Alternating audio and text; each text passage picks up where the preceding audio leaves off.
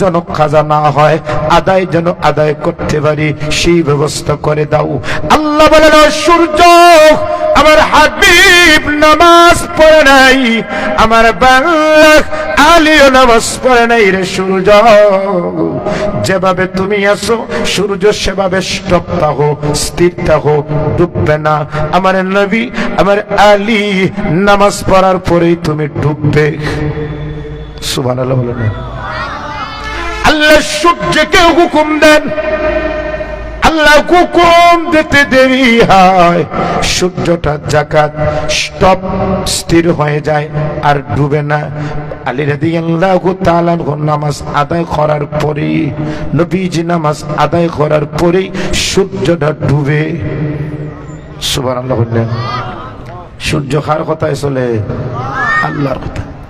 বাইরে লক্ষ্য করুন, প্রতিদিন সূর্য যখন পূর্ব দিকে উদিত হয়, উদিত হওয়ার আগে সূর্যটা আল্লাহর কাছে সেজদা দেয়, আল্লাহর কুদরতি ভয়ে সেজদা দেয়। সেজদা দিয়ে সূর্য বলে, আল্লাহ আজকে আমি পৃথিবীর পূর্ব দিকে উদিত হইব। প্রতিদিন সূর্য আল্লাহর কাছে অনুমতি চায়, আল্লাহর কুদরতি ভয়ে সেজদা দিয়ে অনুমতি চায় পূর্ব দিকে উঠব কিনা। আল্লাহ বলেন উদিত হও, তখন এই সূর্য পূর্ব দিকে উঠে। বাইরে আমার লক্ষ্য করুন, কিন্তু একদিন এমন একটা সময় আসবে সূর্য আল্লাহকে বলবেন, আল্লাহ আমি কি আজ পূর্ব দিকে উদিত হইব? আল্লাহ বলেন, আরে সূর্য না, অতদিন তুমি পূর্ব দিকে উঠেছো, আজ পূর্ব দিকে ওঠার প্রয়োজন নাই, আজ তুমি উদিত হইবা পশ্চিম দিকে। বলুন তো সেই দিনটা কি? জোরে বলুন না। কিয়ামত। কিয়ামতের দিন সূর্য পূর্ব দিকে উঠবে না পশ্চিমে উঠবে? জোরে বলুন না। আরে মুসলমান, সূর্য সকাল উদিত হওয়ার পূর্বে তার রবের কুদরতি পাওয়া সেজদা দেয়। আর তুমি আর আমি আশরাফুল মাখলুকাত, সৃষ্টির শ্রেষ্ঠ জাতি, সম্মানী জাতি, ঠিক না ঠিক? আল্লাহ ফরমান, ওয়ালাকাদ কাররামনা বানি আদম, আমি মানুষ জাতির সম্মানী জাত হিসাবে বানাইলাম। ওরে সম্মানী মানুষ জাত, একটা সূর্য যখন পশ্চিম দিকে উঠে আল্লাহর কুদরতি ভাবে সেজদা দিয়ে উঠি। আর তুমি যখন সকালে ঘুম থেকে উঠো, কোনদিন তুমি আল্লাহকে সেজদা দেও নাই, নামাজ পড়ো নাই, তোমার ঘুম ভাঙ্গে সূর্য ওঠার পরে কোনদিন তুমি সূর্যের সূচনা দেখো নাই। এমন মুসলমান আমার আপনার মধ্যে আছে না নাই? জোরে বলুন, আছে না নাই? ওরে মুসলমান, কোন মুসলমানের দিনটা যদি শুরু হয় আল্লাহর নাম নিয়ে, আল্লাহর সিজদার মাধ্যমে, ফজরের সালাতের মাধ্যমে যদি মুসলমানের দিনটা শুরু হয়, সারা দিন আল্লাহ তার এই দিনের মধ্যে, উপার্জনের মধ্যে, কাজকর্মের মধ্যে, সর্বক্ষেত্রে আল্লাহ বরকত দিবেন, ঠিক না ঠিক?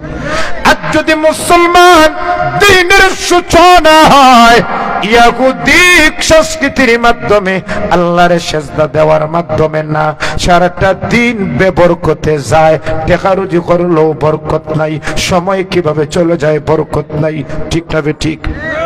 ওই মুসলমানের কারণে সূর্য থেকে আমাদের শিক্ষা, সূর্য যদি আল্লাহ কুদরতি পায়ে সেজদা দিয়ে উদিত হয়, আমরা মুসলমান প্রতিদিন ফজরের নামাজ পড়ে দিনের সূচনা করতে পারি কিনা? জোরে বলুন না। পড়বেন তো ইনশাআল্লাহ? দিনের সূচনা করবেন ফজরের নামাজ দেয়া। দিনের সূচনা কি দা হইতো? জোরে বলুন না, কি দা করবেন তো ইনশাআল্লাহ? তাহলে সময়, বলছিলাম মানুষের জীবনে সবচেয়ে মূল্যবান দামি জিনিস হইল তার সময়, তার জীবন। জোরে বলেন ঠিক না ঠিক? যার কারণে আল্লাহ সূরা আসরটা শুরুই করছেন সময়ের শপথ দেওয়া। আল্লাহ এই সময়ের শপথ নিয়ে মানুষকে মেসেজ দিয়েছেন, এই পৃথিবীর মানুষ, তোমার কাছে মূল্যবান সম্পদ তোমার জমিন জায়গা না, তোমার কাছে মূল্যবান সম্পদ হলো তোমার জীবনের মূল্যবান সম্পদ হলো সময়। ঠিক না ঠিক? কারণ সময় চলে গেলে তোমার এই মূল্য ব্যবসা বাণিজ্য কোনো দাম নাই। বুঝলে বলো ঠিক না ঠিক? সূরা আসরের পূর্বের সূরার নাম সূরা তাকাসুর। তাকাসুরের বিষয় আর আসরের বিষয় কোরআনের এক সূরা আরেক সূরার সাথে সম্পর্ক আছে, হয় বাহ্যিক ভাবে নাহলে অর্থগত দিক দিয়া। সূরা আসরের পূর্বে সূরার নাম সূরা তাকাসুর। তাকাসুরের বিষয়বস্তু হইল আল্লাহ ফরমান যে মানুষ পৃথিবী ধন সম্পদ প্রাচুর্যে আলী আওলাদের বংশে প্রাচুর্যের লোভ লালসায়, দুনিয়ার লোভ লালসায় মানুষ দুনিয়ার পিছনে পড়ে পড়ে হঠাৎ করে তার একদিন মৌত এসে যায়, দুনিয়াতে সে আর কিচ্ছু করতে পারে না। অর্থাৎ আগের সূরায় মানুষের কথা আল্লাহ বলেছেন প্রাচুর্যের লালসায় মানুষ কবরে চলে যায়, সময়ের মূল্য দেয় না। ঠিক না ঠিক?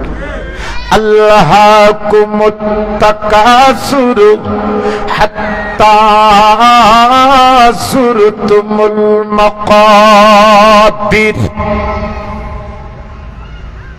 আল্লাহ ফরমায় প্রাচুর্যের লালসা, সম্পত্তির লালসা, আলী আওলাদের অহংকারে মানুষ এমন অবস্থায় এই চিন্তা করতে করতে কবরে পৌঁছে যায়, মৌত এসে যায়, সময়ের মূল্য দেয় না। পরের সূরা আসরে আল্লাহ বলে, ও পৃথিবীর মানুষ, তোমার প্রাচুর্যের লালসায় দুনিয়া পরকালের খামাইয়ের জন্য, পরকালের জন্য কোনো জিনিস করার সময় পাও না, কবরে চলে যাও। আল্লাহ সূরা আসরের মধ্যে বলেন, না, একটা সময় থাকতে সময়ের মূল্য দাও, সময় থাকতে জীবনের মূল্য দাও। যদি জীবন চলে যায়, সময় চলে যায়, তুমি যদি মারা যাও, তাহলে এই সম্পদের কোনো লাভ নাই। ঠিক না ঠিক? সূরা আসরের মধ্যে আল্লাহ সময়ের শপথ নিয়ে আল্লাহ সময়ের গুরুত্ব বুঝাইয়া মানুষকে বুঝাইতেছেন, সময়ের গুরুত্ব দাও। আল্লাহ সূরা আসরটা একবার আবু জেহেল নবীজিকে বলে, মুহাম্মদ, তুমি ইসলাম গ্রহণ, তুমি মুসলমান হইয়া বড় ক্ষতিগ্রস্ত, তুমি মুসলমান হইয়া বড় ক্ষতিগ্রস্ত। কারণ তুমি মুসলমান হইয়া অসহায় হয়ে গেছো, পারিবারিক ভাবে বিচ্ছিন্ন হয়ে গেছো, সামাজিক ভাবে বিচ্ছিন্ন হয়ে গেছো, অর্থনৈতিক ভাবে বিচ্ছিন্ন হয়ে গেছো, তুমি ক্ষতিগ্রস্ত। আর আমরা মুসলমান না হইয়া, ঈমান না আনিয়া আমরা কিন্তু লাভবান। দেখো, আমাদের সম্পত্তি আছে, আমাদের পাওয়ার আছে, আমাদের সবকিছু আছে। ঠিক না ঠিক? আবু জেহেল বল, মুহাম্মদ, তুমি ক্ষতিগ্রস্ত, আর আমরা দুনিয়ার পাওয়ারফুল মানুষ, দেখো আমরা সম্পত্তি সবকিছু আছে। আচ্ছা বলুন তো, ক্ষতিগ্রস্ত নবী না আবু জেহেল? জোরে বলুন না। আবু জেহেলিয়া, সুনামগঞ্জের ভাষা কইবা আবু জেহেলিয়া।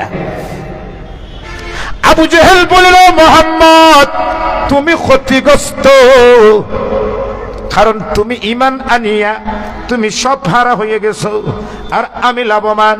আমি ঈমান না আনিয়াও আমি দেখো কত সম্পদশালী।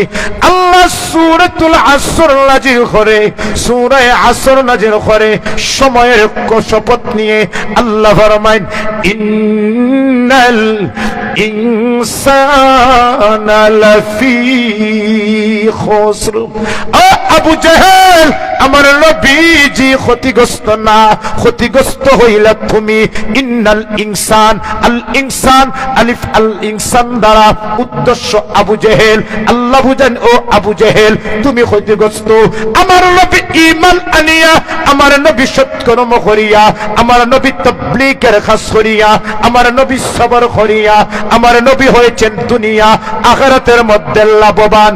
আর তুমি ঈমান না আনিয়া তুমি হয়েছো দুনিয়া আখিরাতের মধ্যে ক্ষতিগ্রস্ত। ঠিক না ঠিক?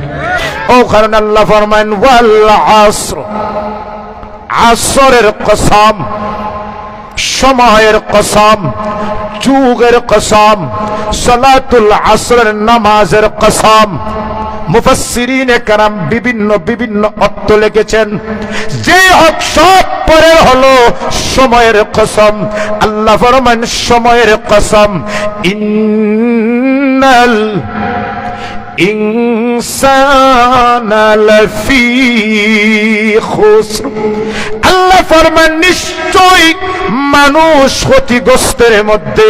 বলুন তো ক্ষতিগ্রস্তের মধ্যে না? আমরা লাভবান না ক্ষতিগ্রস্ত? ক্ষতিগ্রস্তের মধ্যে আমরা আছি। ওখানে ঠিক না? যদিও আয়াতটা কাফিরদের একটা নির্দিষ্ট কাফিরের বিষয়ে, কিন্তু আয়াতের মিসদাক সমস্ত উম্মতে মুহাম্মদী।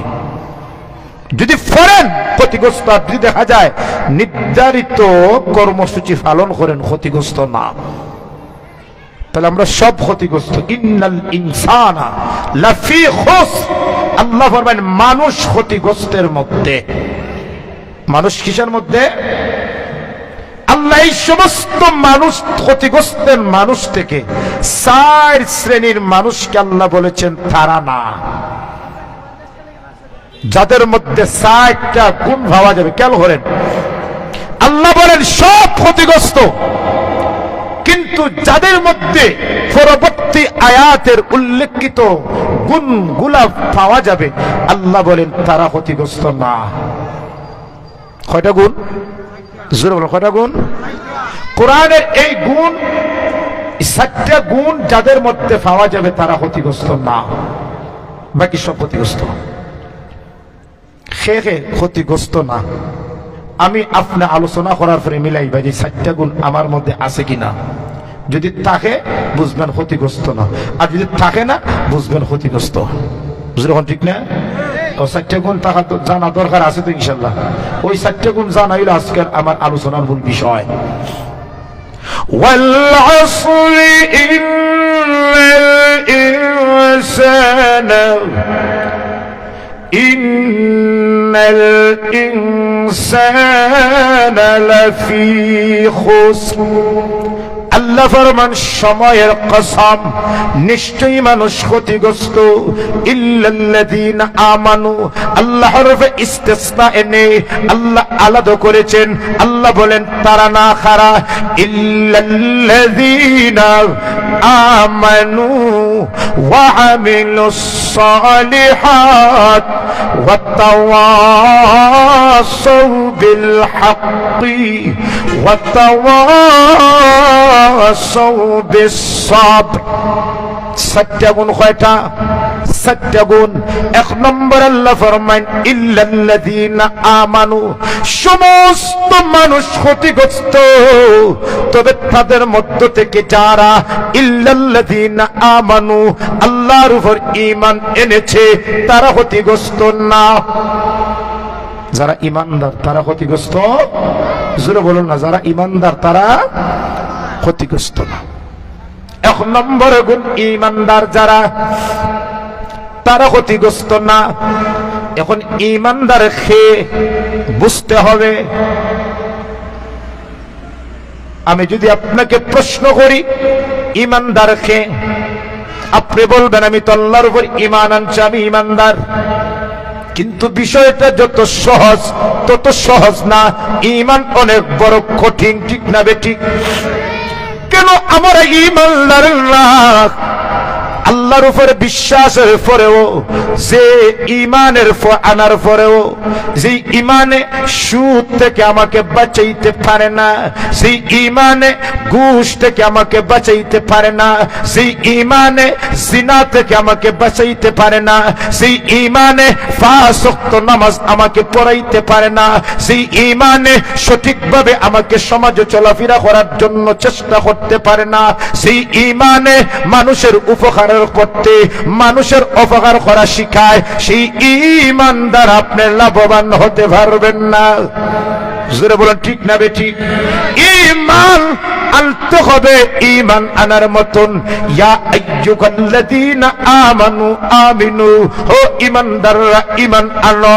ঈমানদারদেরকে আল্লাহ আবার কেন বলেছেন ঈমান আনো? আল্লাহ বুঝাইছেন, ও ঈমানদাররা ঈমান আনো যেভাবে ঈমান এনেছে সাহাবায়ে কেরাম। জোরে বলেন ঠিক না বেঠিক? যেভাবে ঈমান আনছে সাহাবায়ে কেরাম, যেভাবে ঈমান এনেছে সাহাবায়ে কেরাম, সেইভাবে যদি ঈমান আনতে পারো তাহলে সেই ঈমানই ক্ষতি থেকে তোমাকে বাঁচাইবে, জাহান্নাম থেকে তোমাকে বাঁচাইবে। আর ঈমান যদি হয় কচু গাছের পানির মতন, কচু গাছের পাতায় পানি পড়লে পড়ে যায়, ঈমান যদি হয় এমন, টেকা দিলে মিথ্যা সাক্ষী দিতেও দ্বিধাবোধ করে না, টেকা দিলে অন্যায়ের বিরুদ্ধে ফয়সালা দিয়ে দে, টেকা দিলে গরিবের বিপক্ষে মিথ্যা সাক্ষী দিয়ে দে, আছে না নাই? সেই ঈমান মিথ্যা সাক্ষী থেকে আমাকে রেহাই দেয় না। সেই ঈমান দ্বারা জান্নাতে যাওয়া এটা কঠিন। ঈমান আনতে হবে কার মতো? সাহাবায়ে কেরামের। কামা আমানান নাস, যেভাবে ঈমান এনেছে সাহাবায়ে কেরাম। সাহাবায়ে কেরামের যদি লোক লক্ষ্য করেন, সাহাবায়ে কেরাম ঈমানের জন্য নিজের জীবন দিয়েছেন, ঈমানের জন্য নিজের মা বাপ ছেড়েছেন, ঈমানের জন্য ঘর ছেড়েছেন, ঈমানের জন্য সম্পদ ছেড়েছেন, ঈমানের জন্য নিজের জন্মভূমি ছেড়েছেন, ঈমানের জন্য তলোয়ারের নিচে মাথা দিত, তাদের সমস্যা হয় নাই। ঈমানের জন্য বদর যুদ্ধে ছেলে বাপের বিরুদ্ধে তলোয়ারে তুলতে দ্বিধাবোধ করেন নাই। জোরে হলো ঠিক না বেঠিক? যুদ্ধ বাপের বিরুদ্ধে তলোয়ার, আর আমি মুহাম্মদ সাল্লাল্লাহু আলাইহি সাল্লামের উম্মত, তুমি কাফির। জোরে হলো ঠিক না বেঠিক? ঈমান আনতে হবে সাহাবায়ে কেরামের।